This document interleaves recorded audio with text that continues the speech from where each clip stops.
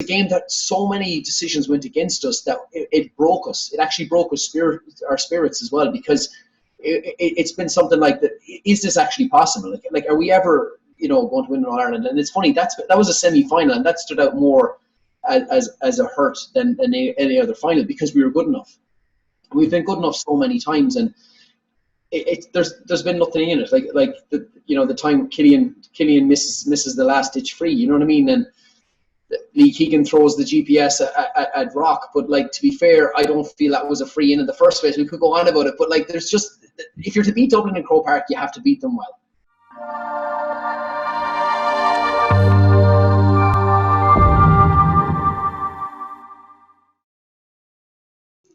All right, welcome back to the podcast. My name is Aaron. I'm joined here by Paul from Mayo GAA Banter, co-founder, of course, of Mayo GAA Banter.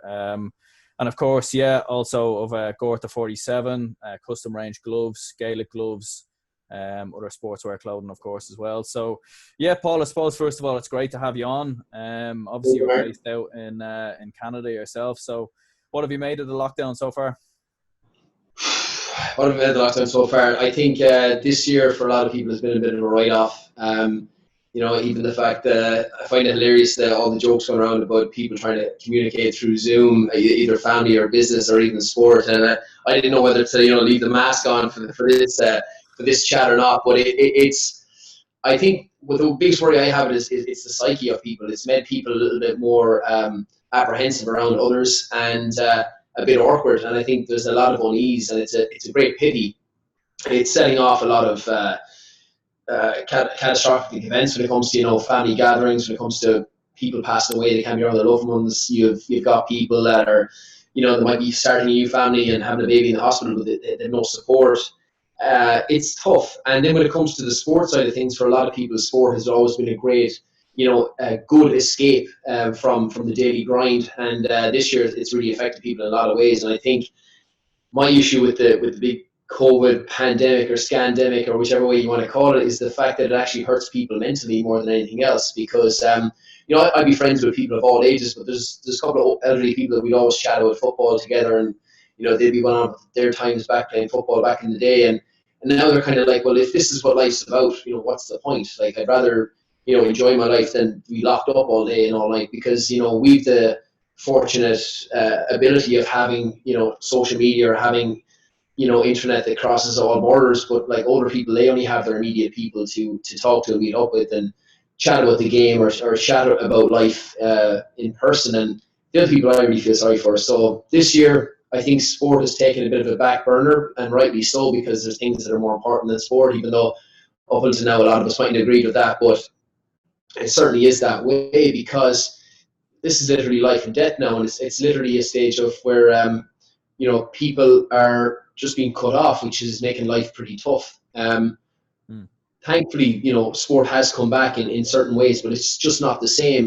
This weekend at home in Mayo, it was obviously very jubilant scenes with 3 county finals in junior, intermediate, and senior. But the buzz is not the same as it was, and people are nearly afraid to meet up and congratulate the lads on winning or whatever else. And I don't know. I find that a bit kind of sad, really. In one respect, appreciate the games are on. In another respect, I kind of wonder if the season was completely written off, would people really mind? Yeah, I suppose it is kind of an interesting one, because obviously, like at one stage, you had fans in there, then there was fans that weren't allowed, then fans were allowed, and then here in Dublin, fans aren't allowed again, obviously, because Dublin's gone back into level 3 lockdown. So it kind of is all up in the air. Like, what's the situation like in Toronto at the moment, like in terms of Gaelic football? Like, have you been back up playing back in Toronto yet, or is things suspended there? So, while Gaelic football is a religion back home, outside of Ireland, it's not, and you're at the mercy of local government. You're at the mercy of local parks and authorities that will allow people to gather or not. And I've been involved with soccer teams and Australian football teams as well in a coaching capacity, and it's the same as the Gaelic football here, where if the government say you're not allowed to gather, you're not allowed to have a meeting, well, there's no question, there is no Gaelic football. And that's why there's been no competitions here this year.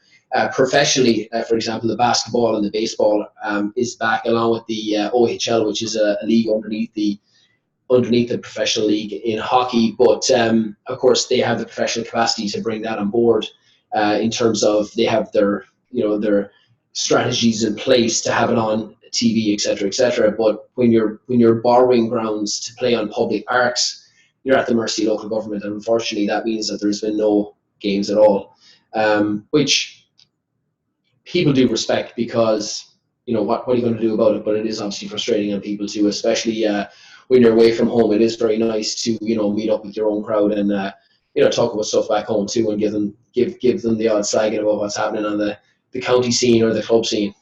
So obviously, I've seen obviously as well.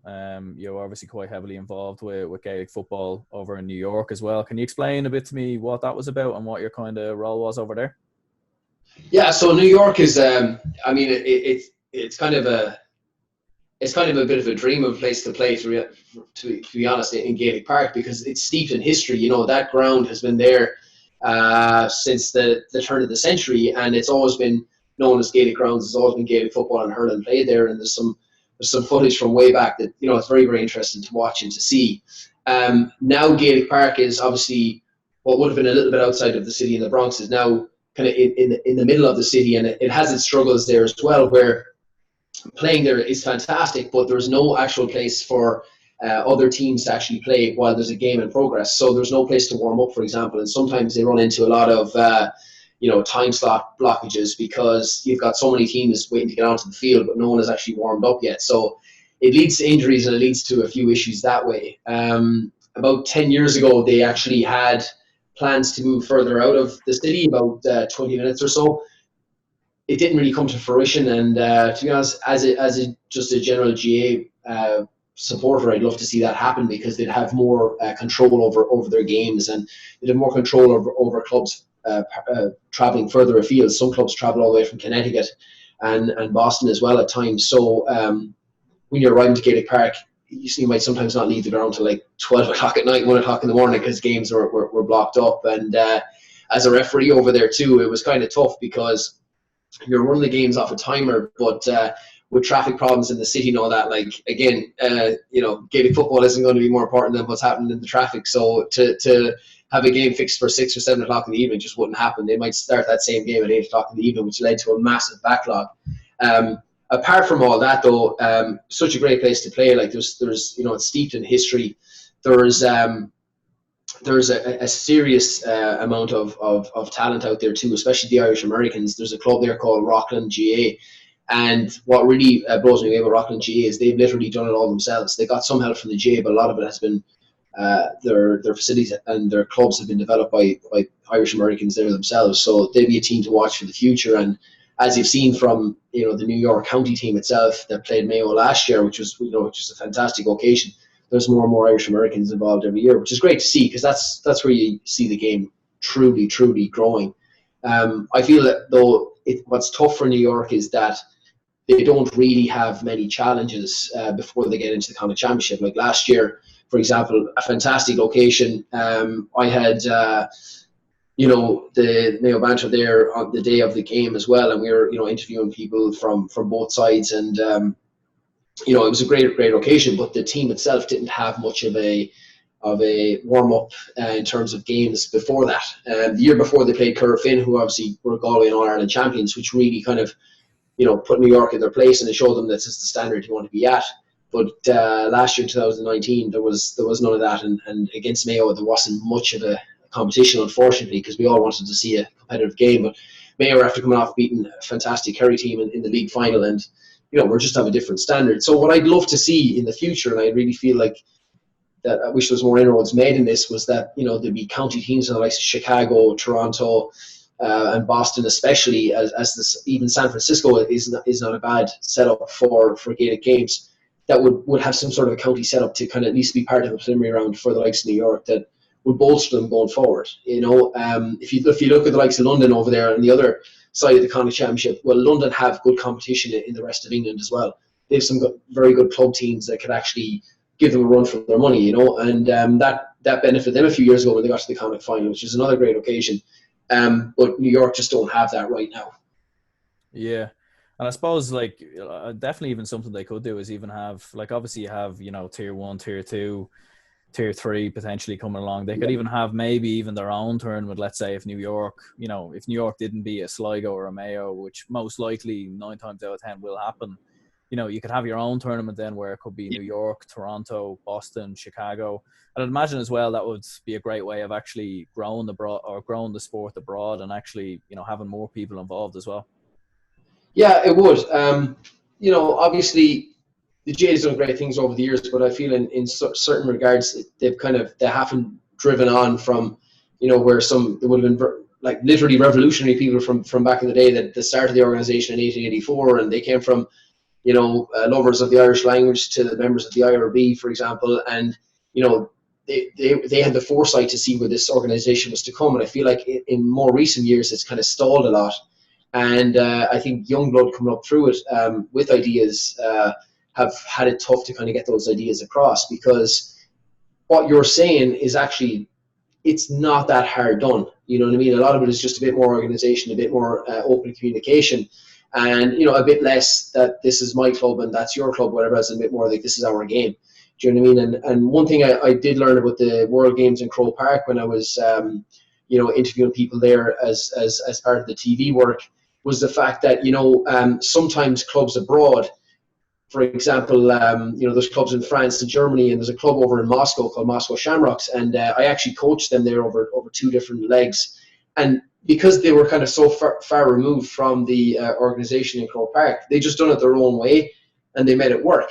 And then they came under the reins of either one of the provinces that governed over them, or they just kind of ran it themselves, because they were doing all the work themselves anyways. And sometimes that works. You don't have to go through the big system of having a chairman, like, your treasurer, this, that, and the other traditional system, where people are just, they flow better. It'd be almost like comparing, a semi-state body with, your newer tech companies like, Google, for example, or LinkedIn, where in these tech companies, they're more fluid, but in the older corporate organizations, there's more tiers, and sometimes the tiers, things get blocked up.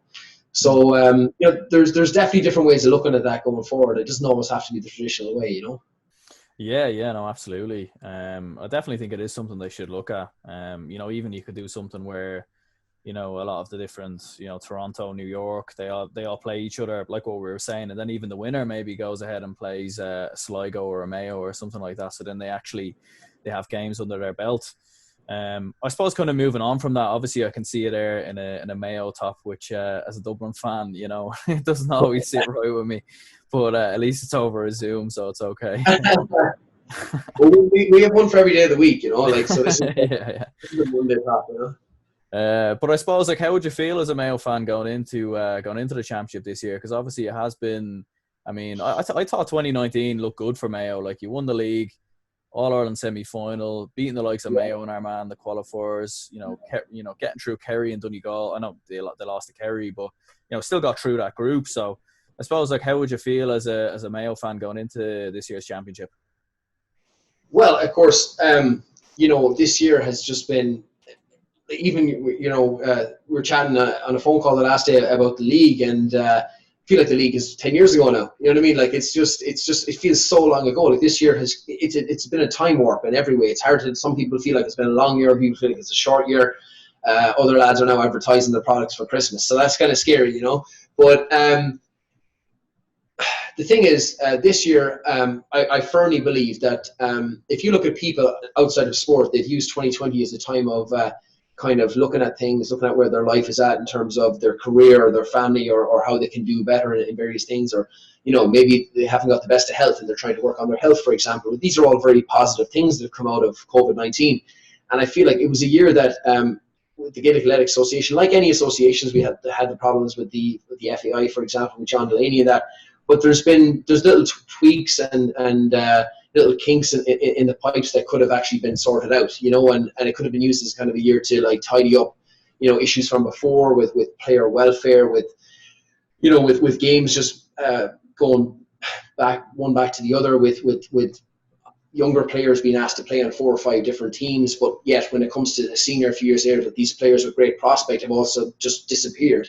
And it could have been used as a year to really kind of focus on weak points, like every organization has weak points, and really kind of develop the game going forward in the future. And like it's now, we're coming into October. I don't think there's any reason to have a, inter-county championship this year. That's my own viewpoint. The club championship in football and hurling has been fantastic. And, it's really brought a focus back onto the clubs of where these great players come from. In our own situation back in Mayo, this weekend, the infamous Aidan O'Shea, who's been on the county scene for years, unfortunately has missed out on another county final, like a fantastic player. But I suppose what it comes down to at the end of the day is that there's always good players in Mayo, and there's always good players in the club scene that don't get seen when when everything is focused on the inter-county championship. And again, no one planned this pandemic this year, but like, take the positive of that, and you can see most of the country have seen these fantastic club players that you might never have heard of before. You yourself, Aaron, you're from Dublin. There's players that never get seen in Dublin simply because there's only 15 players you can play in a panel of 30, or maybe extended panel of 40. And there's some fantastic club players that you will never hear of. They would probably make many other county teams, but you'll never hear them because they're from Dublin. And that's a story for another day because it's such a big place. But you can see in other counties too. You can see these club players coming through. And again, the Gaelic football and hurling has reached such a standard now that the career is shortening all the time. You have a couple of years at the top, and then you're on the way down, and there's some 20-year-old, 22-year-old on the way up, and he's ready to go. And sometimes the likes of say Dermot Early, he peaked very, very young. I know he played a long time for Kildare, but he was an All-Ireland final at 18 years of age, and he thought himself in many interviews, you get an All-Ireland final every year. Sometimes you're old enough when when you're good enough, that sort of way. And players' careers don't last as long, So I suppose that's a long-winded answer to where I'm going with this question with the Inter-County Championship. Like, look, if it happens, it happens. But if the year got written off and they just focused on January, which is only around the corner, and a couple of the preliminary leagues leading into the league, I think that'll be more of a sensible approach. Yeah, and would you be surprised then, like when you see, like, obviously they're condensing all the matches through October, November, December? I mean, penalty shootouts for every game. Like, were you surprised kind of by that approach? And do you think even maybe they should just scrap it all together, at least for 2020 anyway, and then kind of focus into 2021? I mean, yes, because what's the point? You're completely, changing the game, and you're changing the whole layout, and you're squishing games together for what? Like, what's the end goal out of this? Is it just to simply, in 10 years' time, to run down and go, oh, Dublin won the 2020 championship? We won't even remember. You know what I mean? It's going to be a blur. Like, you're going to run it. Let's just say that someone like Sam Maguire in just before Christmas. I mean, I don't know. What I don't see the purpose of it running back to back. It must have been tough though. If you're a county player all year long, and you've been on edge, keeping like your fitness, programs and everything else taken over all the time, but not really allowed to meet up with your other players and squad members. That must have been tough because you're all year hanging on. And I think a lot of the time it's the hanging on that kills people, not the actual result. Yeah. And I think the decision should have been made. For example, the European Championships were called off. That decision was made. It was done. Mm-hmm. Okay, like, if the GAA want to be professional, let them be professional. If they want to be amateur, let them be amateur. But half the time they're just floating around the middle somewhere. And it's they're professional when it suits, and then they're amateur when it suits, and that's very frustrating. I can only imagine it must be very, very frustrating for county players. You know what I mean? Because it's hard enough as a club player these days. The club player has a nearly professional lifestyle when it comes to Gaelic football and hurling, and if you're a county player, it's another step up again.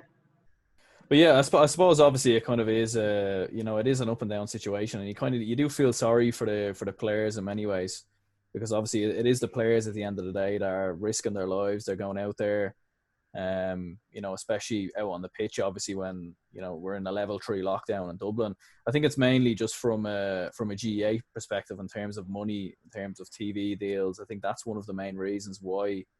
It's why they're pushing it through, unfortunately. Like, obviously, like from my own point of view, I obviously want to see the matches, and I'm like, in my point of view, I'm happy it is going ahead.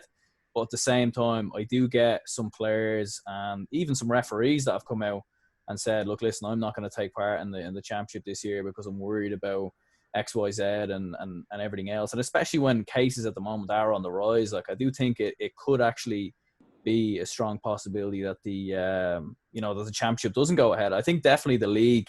I think that should go, definitely, in my opinion. Especially, I was speaking to Dara Corcoran, last week there for the Waterford footballers, and he was even saying, having to travel to somewhere like Antrim, it kind of doesn't really make sense in many ways. Like when you're kind of putting players at risk like that, who have to travel from one end of the country to another just for a Division 4 league game. But yeah, I suppose moving on from that, obviously, I suppose if the championship does go ahead, how would you feel for Mayo going into the Connacht Championship, let's say, for example? Obviously you've got Roscommon and Galway in there. Roscommon, obviously, were champions twice in the last 3 years, probably have taken advantage quite a lot, maybe when Mayo have been in transition a little bit. So, how would you feel maybe going into that? Yeah, well, what I was just thinking the last day is that, and especially in Mayo, I'm not saying that Mayo is the greatest footballing county on earth, but it is, because what's happened is that if you look at, we have a lot of it's very, very competitive. There's not much between a lot of teams. Even sometimes there's not much between, a lower grade senior team and a junior team on the way up. So if the championship is to go ahead, if you were the county manager of whatever county it is, would you not now be looking at an extended panel of where you're looking at some of these new club players that have won recently, and they're actually flying fit? Because if I was looking at it, I'd be looking at lads that haven't even been given their debuts for the likes of Mayo or whatever county you're looking at. Because if they're after winning the club county final and they're doing well right now, I would definitely have them brought in to whatever camps they're training out of and see what they're at, because they're fresh. And that's what it's all about. I mean, there's a lot of lads, through no fault of their own, and obviously ladies as well in the ladies championship, is that they've had no practice all year and been sitting around, and you get rusty, and sometimes you pick up injuries because you've been sitting around and you haven't been active. So again, it's very hard to call, because I think if it was to go ahead and whoever wins it, it's not going to be the same as any other year. It's just not. It's just the way it is. As I said, I'm firmly on the team of it shouldn't go ahead at all. I don't see any point. There is a huge risk involved. If you want to be health conscious about the whole thing, it makes no sense from some lad travelling up from Waterford, for example, to Antrim, crossing all those borders when you have all these other shutdowns for other things. And I think in terms of PR exercise, the GA kind of messed up a little bit in that respect, because they got a bit of slurs throughout the media, especially on Twitter, because of, well, who are you to be saying that we should be allowed to have our spectators, or we should be allowed to run our championships over the importance of other people at risk. And definitely on local club scenes, you have the elderly population, you've got parents, you've got young kids, a huge mix along with players that will mingle in some way, shape or form, either at a game or after a game or home. So whatever camp you're in, if you're in the camp pure COVID and we're doing the whole mask thing all the time, well, then you got to stick on that side of things, and you probably shouldn't have unnecessary games as you have. And I feel like people will have got their fix out of club games, and I think that's fantastic that went ahead, because that means a lot, especially for rural communities. You live in the likes of Dublin, there's plenty of distractions, but in a rural community, the sport is huge. It means everything. It's the talk of the village all the time, and that's very, very important. But look, as I said, it's coming into October now, and I firmly don't see the point. Even thinking back to what you said with your question about the likes of Roscommon have probably could have gone a bit further than they've gone over the last couple of years as another competitor in Connacht compared to Mayo or Galway, for example.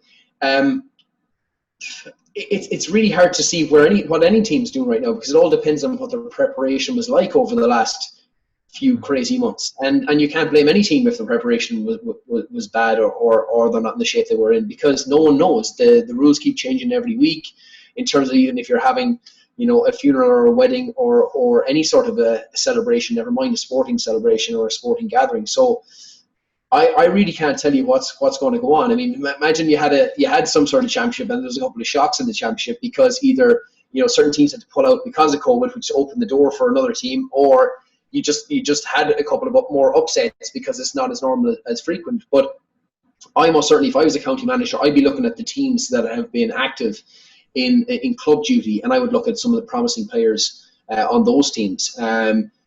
You were asking before about the the county finals over the weekend.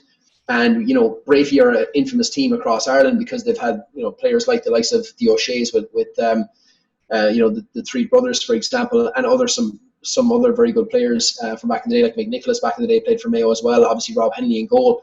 But they were beaten by a very, very young team. Like 4 or 5 of those players on that Knockmore team that won it were actually Leaving Cert students only last year.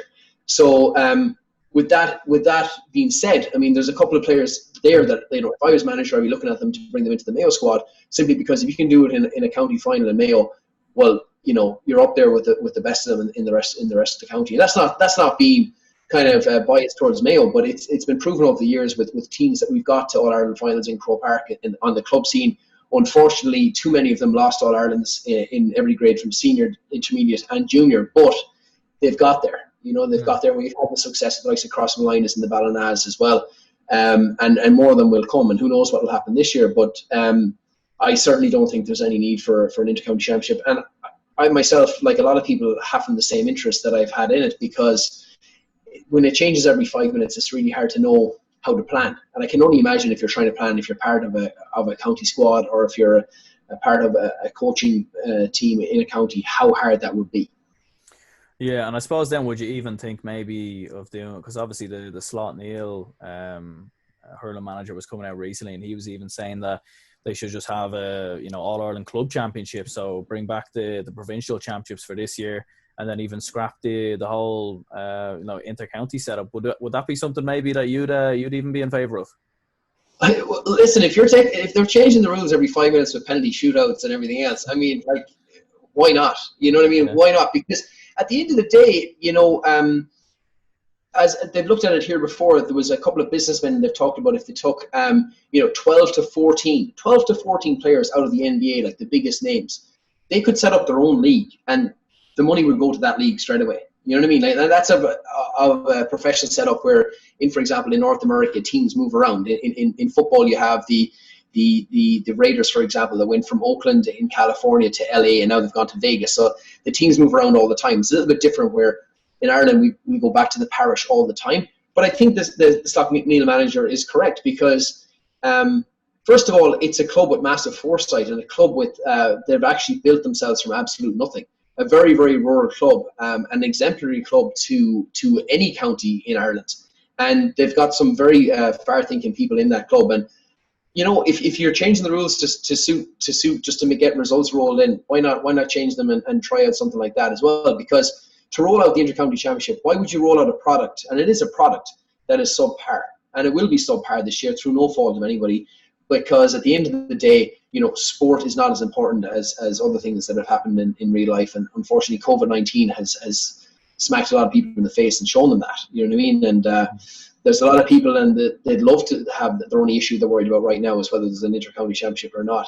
But there's a lot more important things at play. The great thing is the club championship has happened, and why not keep that train chugging along? Because the season's over. Like, we're getting into winter. You know what I mean? Like, there's no need to try and throw together a club championship. I mean, what are you going to do? You're going to have something like a Fela under 14, and you'd have Mayo against Dublin for like a 10-minute half or something. You know what I mean? You're going to just, how extreme are you going to get? You know what I mean? If you keep changing the rules, throwing 20 shootouts, I don't know. It's a bit silly, Yeah, I suppose. Yeah, and then I suppose like another kind of factor to kind of add to that is obviously the weather conditions as well. Because I mean, if a game has to get cancelled or a game gets postponed, and obviously we are in Ireland, and there are always storms and different kind of things. So I mean, it'd be very likely that games could get cancelled or postponed. That would set the whole thing back further. Yeah. I suppose kind of getting on, you were obviously touching on the club final there between Brafey and Knockmore. Yes. And a couple of young players coming through. Obviously, Darren McHale, he was one player, in my opinion, who stood out quite a bit just as a neutral kind of watching. Like, would you say he could be a player that maybe James Horan would consider now to come into the intercounty setup maybe this year?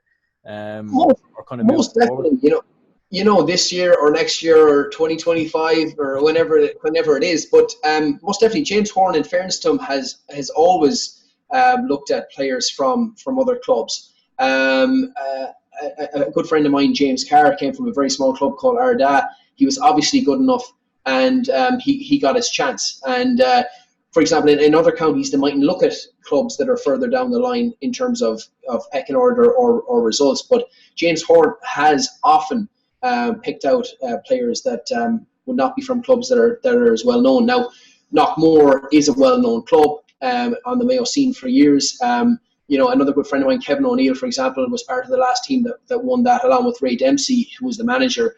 Both of them obviously played for Mayo. Ray Dempsey played back in, I think it's the last time he played was 97, 98. So it's been known as a club that has produced Mayo players in the past, and most definitely that will all go towards helping him along too, and deservedly so. He's obviously a class act, and he's got the likes of Kevin McLaughlin there, who's playing midfield the last day, that can show him the ropes too, and that's what I was saying earlier on. If this championship was to go ahead, if I was James Horn or any other county manager, you got to be looking at players that are currently in the flow. You know what I mean? These guys are ready to go. These guys be ready to play another county final next weekend, because that's the type of shape that they're in right now, and that's the mentality of these guys. And would there be anyone else even maybe that you had a look at in the county championship that you think that maybe if they were to come into the setup or come into the team that they could even make a difference? Well, I mean,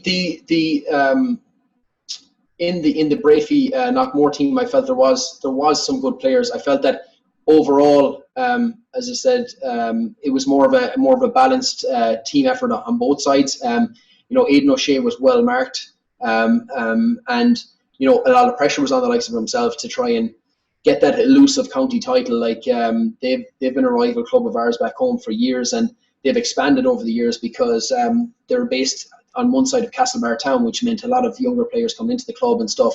And sometimes that can be tough on a rural club that becomes an urban club overnight, because it's a tough kind of mix. And I feel the clubs that lads have grown up together have a very tight-knit community. The likes of Knockmore kind of have a bit of an edge over that. Crossing Line had it years ago as well with the Keir McDonald era as well, and James Nallen and these players. The intermediate championship, what I found very, very interesting was there was a team called Bal who were junior a good few years ago, and now have gone all the way up to senior, taking on Kilshima.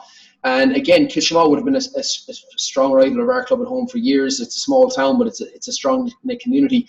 They were favourites for that, and Bal won deservedly so. And again, an even keel of players, but there's one or two players that you could be looking at too, because they've gone up to senior now in Mayo. And Mayo is a very, very competitive championship, and if you're playing in senior football in Mayo, you have a certain chance, and you should have a certain chance of playing county over the years, and they shouldn't always be relying on the same couple of clubs. And again, James Horn would be looking at that too.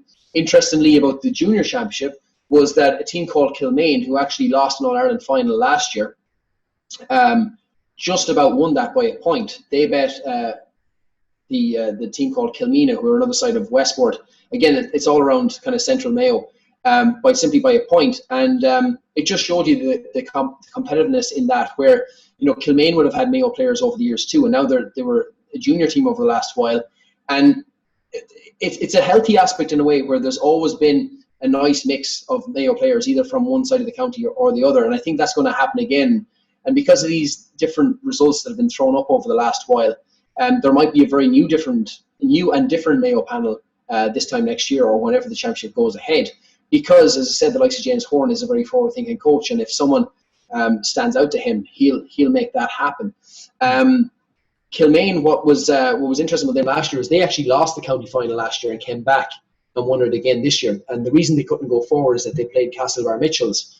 Castlebar Mitchells have a senior team also, so when you win the county, you can't actually go forward to the next stage, which is fair. So Kilmaine went forward, they won their semi-final, and they actually lost the All-Ireland final and ended up back in junior again.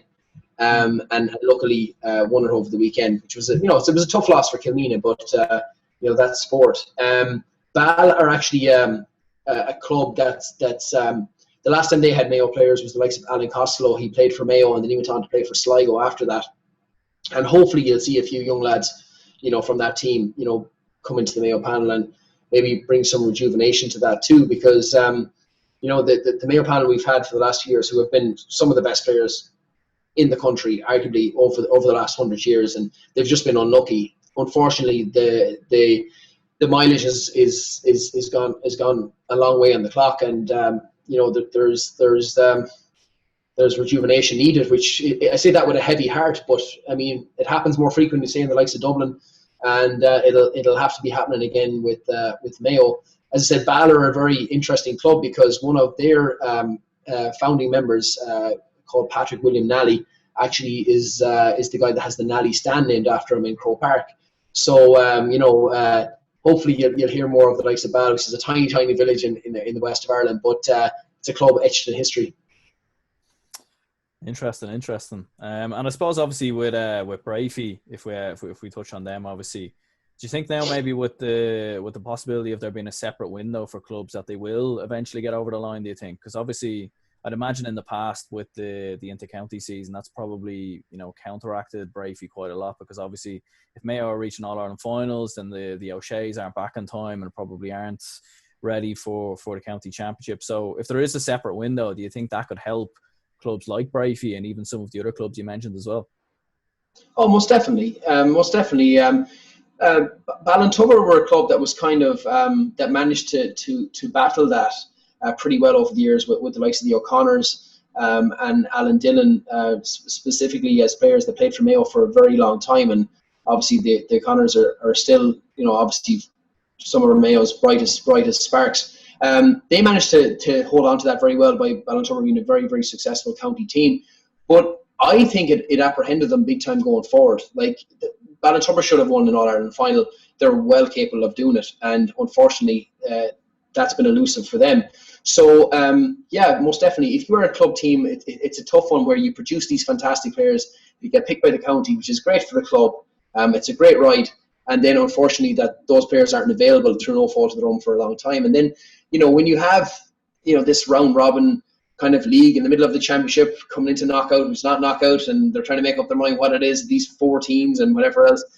Again, it goes back and it takes away from the club too. And I know that's been a trial, but I really hope that trial, dies along with COVID on the way out of here, because it makes no sense. You know what I mean? It's the Super 8s, is it? The Super 8s, like straight out of the textbook of Sky TV, and again, it doesn't help the GA. It doesn't help. I mean, when I say that, it doesn't help the clubs. It helps a certain percentage in the GA, but like stuff like that is not needed. I think it takes the buzz out of the whole thing. And over the last couple of years, it's affected crowd numbers big time. We were up there. I can't even remember what year it was, but Mayo were playing Westmeath as part of the Super 8s. Westmeath still had a chance of going through, and there's not much of a crowd there. You know what I mean? And it was the same with the Donegal game after. It's kind of like, it's counter-effective, you know what I mean? And you can't blame fans too. They're traveling a long way up to Dublin. It's a big cost involved, especially if you're bringing a family up there. And that's why you're going to have empty stadiums, because there's too many games when it comes to that business end of the season. Like, you either have a business end of the season or you don't. You don't go back into a league format again. You know what I mean? Yeah. We're trying to get this game spread across the world. You're trying to explain some of the rules to people. They keep getting changed every 5 minutes. And now the whole competition format gets changed every 5 minutes, and it's unnecessary. You know what I mean? It's unnecessary. Yeah, no, that I definitely do agree with, especially bringing in like the advanced mark and the kick out mark and all these other rules as well. Like, I don't know why they seem to keep changing it. Like, I think at the end of the day, like, teams are going to set up with what they've got. Like, you're not going to be able to change blanket defenses or anything like that. Like, for likes of Fermanagh and Carlow, etc. Like, those counties are gonna make the most of their resources and the most of what they have. Of course, you're right there, Aaron, because these great minds, like Jim McGuinness springs to mind straight away, that came up with these tactics of using the players that he had to get the most out of them. These guys are geniuses. Like, I was lucky enough to do my level 2 GA course with John Morrison, the late John Morrison of Armagh. He was with Mayo back in 2006, the famous Hillgate with the Dubs. John Morrison. John Morrison was with Mickey Moore, and a fantastic partnership too. Like, first year they bring Mayo to an All-Ireland final, and the final's over, and they're showing the door straight away. And David Brady touched on that with his interview with his TV show on TG Carr. And again, another final that we let slip for whatever reason. But getting back to it, these are masterminds of guys who've studied Gaelic football for years, and they've found ways of cracking the code. And they've found ways of cracking the code with the players that they have. If you take on a great team and you're successful, that's one thing. When you take on a poor team, like, Pol Joy when he took on Westmeath. You know, they won a Leinster final. They still talk about that to this day, of course. You know, because that was their All Ireland final until they actually, you know, go on and win an All Ireland. That John O'Mahony when he won a kind of title with Leitrim back in 1994, same sort of thing. These are things that stand out. Joe Kernan in 02. And these managers found a way of cracking this and finding a way through. Where sometimes if you're a manager of a great team, you mightn't get as many accolades, but that's just the way it is. So why keep changing the game? You know, the game is a fantastic game. Don't keep changing it and ruining it. Soccer hasn't changed. I think since we were born, the only thing that's happened in soccer is, well, players are more prima donnas, obviously, but like the back pass, you know, so you could pass the ball back to the goalkeeper before, and now he can't pick it up. And I think that's been the only rule changed in soccer. You know, my biggest piece of advice to anyone watching this interview right now is that, you know, when you have the time and when we're allowed to mix and meet up again, is to do a refereeing course, because you're at these refereeing courses held by the GAA, and they're a great learning curve, because you find out there's people all around you with different, you know, levels of playing ability and coaching ability, etc., etc. And even as a room of people together, we're all trying to figure out what the GAA rules are, because someone will say, oh, that's a black card or a red card or a yellow card. But people don't actually know. People can't remember what's what because the rules keep changing.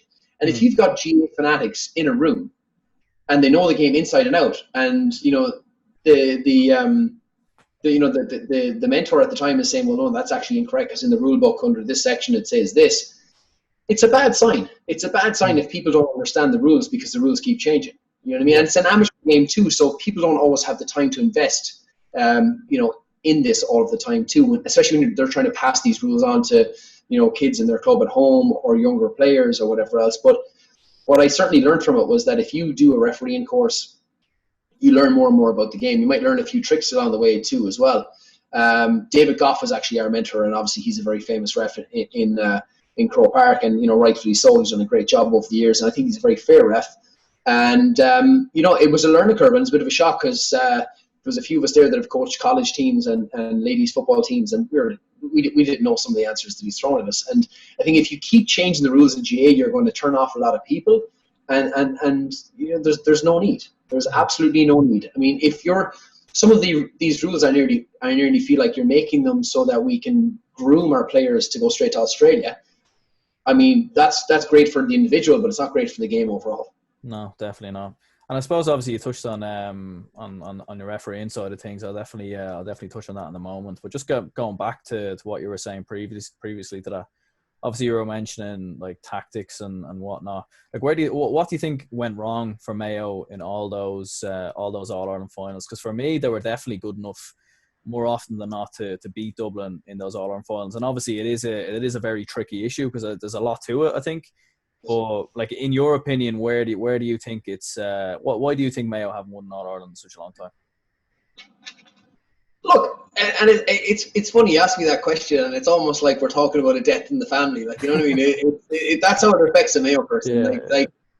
I feel sad now, Aaron. You know, to be honest. But look, the thing is, when you're watching, you know, a great movie and you're watching Batman, and like without the Joker, like it doesn't make it as great of a movie. You know, you kind of need that competitive edge. You know, you always need it. You know, many people have watched The Last Dance on Netflix, and you know, you need that rivalry of various teams that you know came up against the Bulls and made them the great team that they were. And Dublin players, like I've been lucky enough to play in Dublin myself, and I got to know a lot of the Dublin players. You know, they appreciate what Mayo have brought to the competition. Do you know what I mean? Like Dublin, like look, it's tough to lose to the likes of Dublin, obviously, but like you have massive respect for them too, because they've gone out and done it, and they've done it, and they've done it, and done it. Whether it's been by a point or whatever else. Last year, obviously, you know, it wasn't beaten. Dublin deserved to win. That's just the way it is. But Dublin have done it over and over again. Mayo have been respected because they've been such great opponents. And when you ask me how Mayo have lost those games when there's been like a point in it, we've drawn with Dublin, we've had a sending off, you've had a sending off. It's very hard. It's a very hard one to call. You know, Pol Joy back in the day said, a grain of rice would tip the scales in some of these games, and that's what it was. Like, I just can't, you know, say what exactly it was on the day. Maybe Dublin just had a bit more nerves, you know, in front of a crowd or whatever else. But there's been very, very little in it. One thing I will say is that in some games, the Mayo would start with their best 15, and Dublin mightn't start with their best 15, but might steady the ship when they bring on the older players. Like, the likes of Bernard Brogan was coming on, O'Gara was coming on, Michael Dara McCauley, if he didn't start, he'd be coming on. A good Mayo cousin, Kevin McManaman, would be coming on. And there were some big names to roll in, like, you know what I mean, when you just want to steady the ship and see it out, where Mayo mightn't have had the strength and depth, you know what I mean? And, there's certain players, the likes of Keith Higgins, Cullen Boyle, Shamey and Aidan O'Shea, Andy Moran, and these fantastic players. I could go on and on, the O'Connors, I could go on and on about lads that have been there, like David Clark, goalkeeper of the year. And they've been there and they've been good enough. And it's been a grain of rice that had tipped the scales and not in their favour. We've had a few hiccups with giving away penalties, dropping certain players, making mistakes. Do you think the criticism is fair of Mayo that's kind of thrown their way sometimes, like the likes of Joe Brolly and whatnot, kind of going on Mayo? No, and I mean this wholeheartedly. Joe Brolly, he's a very intelligent man. He says some great things. He's got great foresight. He's a guy that I've met him once or twice, and I'd love to sit down with him more often, because he's one of those guys that would educate you when you're in the room with him, in terms of his thinking. But kind of some of the abuse towards Mayo has been very unfair. He's won in All Ireland with a Derry team that had one or two decent players, and that's all they had, and they managed to scrape in All Ireland. Mayo have had some fantastic players that have, like, look at all the All Stars Mayo won, and they won those All Stars out of their own merit. You know what I mean? And the Mayo players are household names, where there's many other county winners, even for counties like Kerry and Dublin, that mightn't be as household names as the Mayo players. And it's been very, very little that's done it along the way. I think with all the finals we've lost in Croke Park, I think the worst was actually we drew with Kerry in Croke Park, and that game was obviously refixed for Croke Park, and these are the things that happened. And it was a crazy game at the time, and then that game was fixed for the Gaelic grounds in Limerick, because a high school football team was being played in Croke Park at the time, which makes no sense at all, but that could be a story for another day, because I thought Croke Park is for Gaelic games, not for some high school bunch of kids coming over from the US, but that's what happened. And when we went down to the Gaelic grounds in Limerick, that was where our famous clubman Mayo Mick went onto the field to have a word with the referee, but because most of the people in the crowd were feeling the same way. It was a game that so many decisions went against us that it broke us. It actually broke our spirits as well, because it's been something like that. Is this actually possible? Like, are we ever, going to win in All Ireland? And it's funny, that was a semi-final, and that stood out more as a hurt than any other final, because we were good enough. We've been good enough so many times, and there's been nothing in it. The time Killian misses the last ditch free, you know what I mean? And Lee Keegan throws the GPS at Rock, but to be fair, I don't feel that was a free in the first place. We could go on about it, but there's just, if you're to beat Dublin and Croke Park, you have to beat them well. You know what I mean? You can't take any prisoners. You have to beat them well, and we've gone up at times against Dublin. We've let the lead slip. We've made one or two little mistakes, but Dublin are a machine, and you have to hold our hats to them too. They're very, very good, and you could argue that they're playing in their back garden as well. But look, that's just the way it is. It's the same as anyone playing Dublin up there. You know what I mean? And it's not fair on blaming these things in Dublin. That's just the way it is. But look, it's tough, and what I feel the most tough about this year is that, as I said, last year we had a great celebration in New York where, I was lucky enough to actually host an event along with David Brady, who's an idol of mine from geez, I think he done about 12 years playing for Mayo. He'd probably correct me with that now if he sees this interview. But an absolute stalwart and a legend of a man. And we raised funds for the Mayo team, both in New York and back home as well, as part of the Mayo Foundation. And to see the amount of people out in places like New York that traveled from all over America that were Mayo supporters, it really opens your eyes and appreciate where you come from, because of where we're from in Mayo. A lot of people have emigrated over the years, but they've held on to that Mayo-ness the whole time, and then people feel let down all the time, and the Mayo players feel let down, letting them down all the time. But it's it's just one of those things. It hasn't happened yet. It will happen. We won under 21 All Ireland back in 16. You know, it will happen. It will happen. It's just not yet. And unfortunately, part of the reason we're such a famous team is the fact of the story behind it, which has been a tough one. But look, what are you going to do, Aaron? Like, it's sport. Sport isn't always fair. You know what I mean? Mm. Yeah, no, and look, listen, I definitely, you know, they're definitely one of the best teams of all time. Definitely the best team to never win the All Ireland. Well, in 70 years anyway, at least this current team. But definitely even like even from going to a lot of the All Ireland finals in Croke Park and speaking to a lot of Mayo fans, like I've always had a lot of time for Mayo fans, even despite the Dublin Mayo rivalry and what, you know, what goes on there. But like I've always said, like definitely, you know, I remember even 2012 when Mayo beat Dublin and they were playing Donegal, and I knew the way Donegal played, obviously very defensive. Dublin had played Donegal in 2011. I remember going into the Mayo playing Donegal, I was like, you know, I actually want Mayo to win this final. And to be fair, that was before the Dublin Mayo rivalry had really heated up. But yeah, I mean, look, listen, you know, it would be a weird one to see Mayo beat Dublin in a final. Maybe if they could beat a Kerry, you know, that would kind of soften it. But what do you think needs to change even for what do you think needs to change for Mayo maybe to get over the line? Obviously they had you know, under 20 success. They, you know, reached an All Ireland final I think in 2018 and under 21 as well. Like what would you say needs to change? Like, is it a culture issue inside Mayo, like what many people are saying, or is it something different? So, you know, the thing is about Mayo is that I think everyone in Mayo really wants Mayo to, you know, to succeed. But sometimes the heart overrules the head in decisions that are made.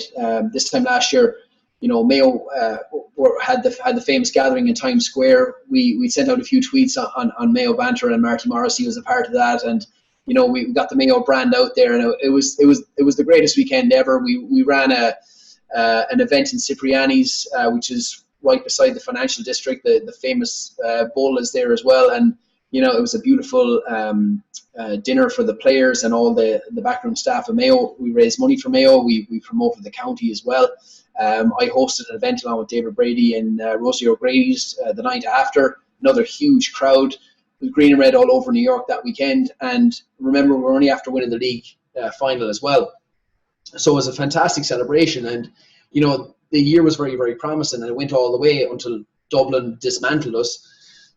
But it was kind of overshadowed by some of the stuff that happened in the background of Mayo. And I think the background of Mayo football has been a bit of an issue over the last couple of years, where, you know, certain people are trying to pull power from others, and it's detrimental to the actual county team. Certain players are being picked, certain players weren't being picked. Certain people put in positions and other people weren't put in positions, and that came out with the Mayo Foundation last year, where, you know, there was a guy called Tim O'Leary who done his very, very best to help you know, raise awareness for County Mayo and you know, raise much needed funds for the players because of the expense of being on the road all the time with the county team. And I was a part of that as well, along with another group of people, and it was very successful. But there was then issues with the county board in terms of a kind of a bit of a power struggle, and I feel like that didn't help players on the field, because they're just going to try and play on the field, and if you're helping us, help us kind of together. And I think sometimes there's been a lot of divides. No county is perfect, but I feel that Mayo, the defeat has kind of been from the inside at sometimes, and I feel that's very frustrating, and it's tough. And I think a lot of people mean well, but it just doesn't come out that way, and I think the players end up bearing the brunt of it at the end of the day. And you know, players have stepped away over the years too for various reasons, and you know, we've lost a few players over personal reasons, and you kind of wonder, you know, was there something else behind that too? And it's just kind of a pity, because you know, the success doesn't roll in, and it's another year gone by, and this year 2020 will probably go by again, whether there's a championship or not. But I think whoever wins it this year, if there is something, it won't be the same as it was. But you certainly have to look forward to the future, and I think Mayo has some very, very promising footballers. The key is to hold on to those footballers, because we've had promising footballers in the past. You know, the current Mayo team, you know, won it on 21 a few years ago as well, and you know, they haven't obviously made that happen at senior level just yet. But again, if last weekend is anything to show for it, there's a few new players on the horizon again from other clubs. and hopefully they get put into the mix as well. And the 2021 season is just around the corner. Yeah. Yeah, and obviously there you were mentioning kind of some of your work you did with Mayo GAA Banter. Like, what prompted you to get involved with that, and what was the story behind setting that up? Yeah, well, the beauty of Mayo Banter was basically, I suppose, having a laugh at ourselves. Like the GAA, there's a reason why, I interviewed the likes of Rory Stories a couple of years ago on radio, and the two Johnnies as well. And there's a few characters that come out of the GAA everywhere where they're basically just telling the story of what happens behind the scenes in the GAA, and it's almost Father Ted with an O'Neill's thrown in at times. You know what I mean? And it's a great thing at times, and at other times it can be frustrating. So you have to just have a laugh, because at the end of the day, it's just a game. You know what I mean? And we might talk about it till the cows come home, but it's still just a game. So Mayo Banter was basically just the banter around Mayo, whether it was football, hurling, farming, having the crack, whatever it was, out having a few pints, that we put that across in Mayo Banter. And it was great. We had a great community from abroad as well. I had a podcast going there for a while too, until I've had other commitments since then. But like with the podcast on SoundCloud, you could see that we had listeners from Australia, Singapore, Indonesia, like from North Canada, Argentina, the most random places in the world, where basically people had emigrated and they're like just trying to stay in touch with people back home too. So that was great about it. Like there really is a massive Mayo diaspora, and people enjoy it.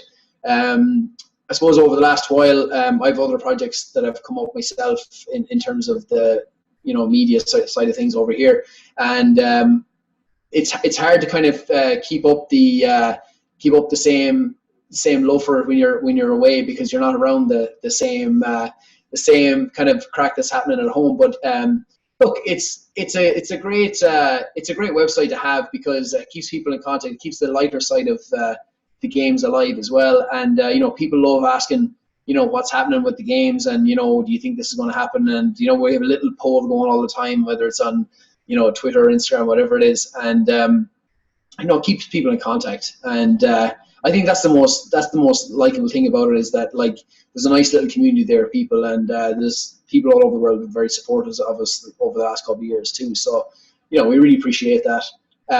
There's three lads. They're called the Three Bucks Left. They're friends of ours, and they were part of the Hardy Bucks back in the day. And just while we're on about that, there's Salmon, French Toast, and Cowboy, and they're doing a run actually soon for the Mayo Roscommon Hospice. So as while we're on that, we might as well give them a shout out as well, because they're doing this massive run across Ireland for that. They're good friends of us from Mayo Banter as well. So there's a few comedians down there in Mayo, and we kind of banter together around the football or whatever it is, So no, it's a great thing. It's like you have your finger on the pulse of what's happening, and you'd have young lads coming up to you, especially when we're in New York, you'd American lads asking you about, oh, we love the Mayo Banter, and so it's funny, it's funny. It's you have to have a laugh, we've often messaged the lads in Hill 16 as well, and get them a bit of slagging and vice versa. So, but you have to have the laugh, you know what I mean? And I mean, it's still just a game, Yeah, no, absolutely. And and I suppose obviously then Gorta47, which obviously you set up like a custom range of gloves. Like, can you talk a bit about that as well, and kind of how you transitioned into that from obviously doing the Mayo GAA Banter stuff as well? Yeah, so I mean, as any Gaelgers listening will understand, Gorta means hunger, and I feel that I put a spin on the brand where hunger in Ireland had been used in negative, in terms of where we had the famine that of course didn't exist, but I tried to put a spin on it where the reason that we have such a strong diaspora across the world is because of our hunger. So like Irish people have left Ireland for various reasons, whether it was to, certainly back in the day it was to find a better life, or in more recent times is to find that there's more varying careers elsewhere in a bigger market. But initially the reason people left Ireland was that, orchestrated famines back in the day, and they had no other choice. So we set up some very, very strong routes, from Australia all the way to North America and everywhere in between. And that's where I went with the name Gorta, in Hunger 47, related back to Black 47, which was one of the worst years in Irish history. And the brand was basically focused on supplying apparel that Gaelic footballers and hurlers needed here and now, but it had the best products out there. So we've sponsored a couple of players across Ireland, a couple of the Mayo ladies as well. We sponsored James Carr as well, Matthew Ran. And the idea was to have a kind of a higher end product in the line of GAA wear, mainly focused on gloves and hats and apparel, because I feel that sometimes it's been kind of masked by the big brand of O'Neill's, and it doesn't kind of bring a lot of value to it. Our idea was to bring a message of connecting the diaspora abroad and have our products abroad first, and then selling them back into Ireland. So I'm actually in a couple of stores in both New York and in Toronto as well, where if you're based out in this part of the world, you can actually buy them out here rather than trying to buy them from back home as well. And the beauty of it was that I suppose we used the likes of Mayo Banter to kind of showcase the brand, because for years we've been giving out free content with Mayo Banter. We've been covering a lot of games, and it's kind of people's way of kind of supporting the page too, if they want to buy our products rather than going elsewhere, because they are very, very good products, and that's why we've had a couple of the top players wearing them as well. So it's been a journey, because it's been tough. We just set it up just before the COVID-19 hit this year, so that's been very, very tough. But hopefully going forward, people will reach out, and if they need any Gaelic football gloves or any sort of apparel for their clubs, they can just read out and send us a message, and we'll sort them out. Yeah, no, absolutely, and I'll be sure to link that down below as well in case anyone wants to check it out. I suppose how has it been like with the lockdown and all that? Like, what kind of I'd imagine obviously you were kind of touching on it there with the whole COVID situation. Like, it's definitely I'd say it was definitely a challenge to try and keep that up and running, obviously, during this tricky period. Yeah, it's been very, very tough, because there's been no games, so there's no need for anyone to buy any of the apparel if they're not playing any games right now. And look, these are just things that happen. They get thrown into your face at times, but like, you just gotta work around it. You know what I mean? We still have some orders to fulfill from last year, and these clubs will fulfill them. They've just been kind of stalled because they don't, especially in North America, they can't really be playing any games right now, so they're kind of stuck. But look, there's always a way to pivot. There's always a way just to stay positive with the whole thing, and you'll get through it. You know what I mean? The cream always rises to the top. So when people realize it's a good brand and they enjoy wearing the products, well then you're all set. But if you want to shop local, that'll be appreciated. Perfect. And I suppose moving forward then with Gorta47 and Mayo GAA Banter, like, do you have any plans kind of coming up in the future, or in terms of the page or anything like that, or is it kind of going to stay along the kind of the same lines? Well, yeah, with Mayo Banter, my plan all along was absolute world domination. So I just wanted to aim at a certain trajectory along the way.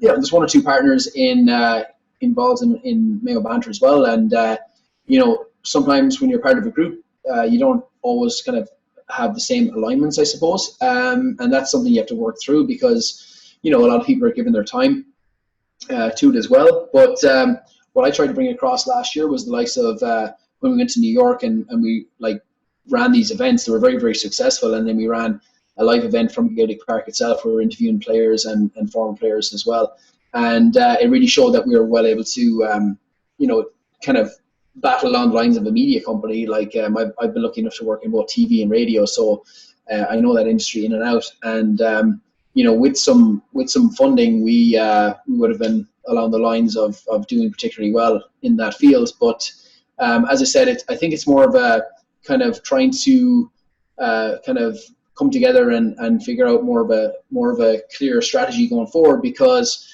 the Mayo market is a pretty small market, and we kind of want to get a bit more of a wider scope to move forward with that. But we always are trying to move forward. We still want to cover Mayo. One of my proudest achievements was, getting a promotion for the Mayo ladies football before any of the likes of, Little got involved, or any of the other branding got involved. Now we have a great situation where some of the ladies players are more well known than some of the men players now, and they're getting so well known that I think the ladies' game are losing many of their top talent to Australia, which can be seen as a pro and a con depending which camp you're in. But the beauty of it is that I liked to give kind of a platform to the lesser known of either club football, especially junior football, or the ladies football as well, because that wasn't there initially. I think what we've seen because of COVID is even the likes of RTE have decided to all of a sudden start showing club games because they have nothing else to show on their channel, and every other program is pretty bad. I don't know if they're still showing Fair City back there, but I don't know what else you're watching or Doyle in the news. Maybe Ann Doyle is still, I don't know, but it's the media side of things is tough, but it's thoroughly enjoyable too. Because say the likes of yourself, Aaron, you've got a fantastic podcast going with there at the YouTube channel as well, and you've another angle of looking at Gaelic games in your light, and I think that's great to know, because I think you need more balanced views. If you look back on it, a couple of years ago, there was a lot more newspapers out there, so all these newspapers showed people different views of everything. The newspapers all died, or they became one conglomerate of newspapers, and then the same opinion was put out there all the time. Where now we're of this massive shift where you have your channel is out there, you've got the Joe.e channel, you've got the older traditional ones like the Examiner and RT, etc. But you need to have everyone's view out there too. And I think that it opens it up a bit more, and it gives sheds more of a light on various topics, where before the traditional channels might just show a very one-sided view. Yeah, no, and I think even with RTE and some of the other kind of mainstream platforms, sometimes I think even I know Joe Brawley is controversial a lot of the time, and obviously you touched on it, but I did think a lot of the time he was speaking a lot of sense, and he was speaking from his heart a lot of the time, and you can't fault him for that. So definitely, that is my plan, obviously, and I think even with yourself or what you're doing with Mayo GAA Banter, and even multiple other podcasts out there, GAA podcasts I've been listening to, I think they've all been doing great work as well. Okay, so that's going to be the end of the podcast. Thank you very much, Paul, for coming on. Obviously, I'll link down Gorta47 and Mayo GAA Banter, of course, in the link down below.